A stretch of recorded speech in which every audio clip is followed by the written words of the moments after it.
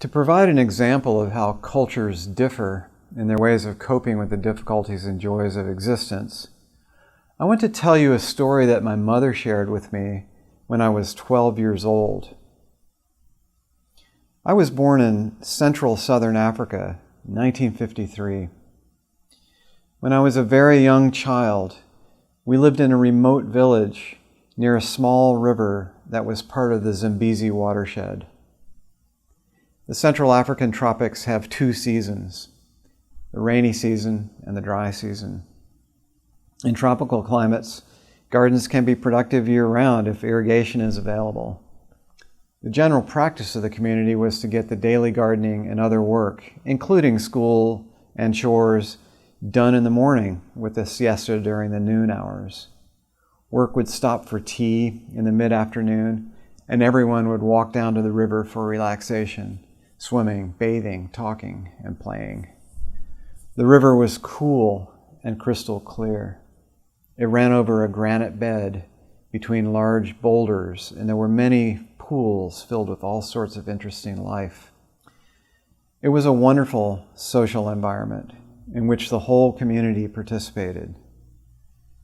My mother told me that when I was almost 3 years old, we had been at the river with the community.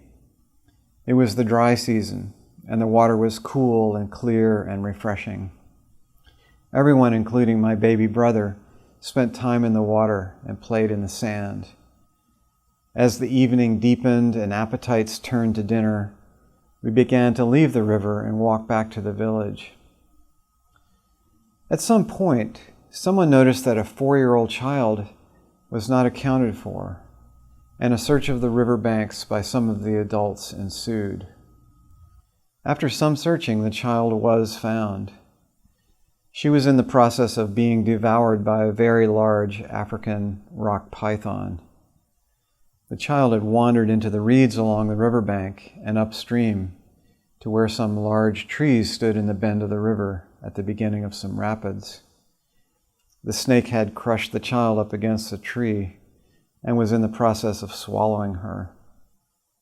Only the legs and feet of the dead child showed out of the mouth of the serpent. When the news arrived in the village, everyone began to cry and moan and dance about, wailing and singing in mournful tones. The mother of the child fell to the ground and had to be picked up by her sisters and carried about as she cried and wailed. This was a group emotion for the loss of a young child. Back at the river, the men killed the snake. They removed the dead child and buried her in the sand, placing a large rock over the grave. They then carried the snake up to the village, and they dug a 16-foot trench in the earth for the snake, and they lined it with coals from the community fire. Then they carefully wrapped the snake in banana leaves and lay it on the coals in the trench, and then covered it with sand. As the snake cooked, a community fire was stoked and much beer was consumed. Stories were told, and the men and women and children cried and danced and sang. Drumming and mbira music and wailing filled the air. This grieving party went on late into the night. The snake was eaten along with the traditional sadza, sweet potatoes, greens, relish. The next morning, the village arose and went about their daily lives and habits, and the grieving appeared to be substantially over. It was as if the child had never existed. Had this been a child in a family from the United States or any modern European country, the grieving would have gone on for much longer. The emotional investment in a child varies a great deal between cultures. In the traditional Central African village in the 1950s, life and death were understood differently than in many Western cultures at that time.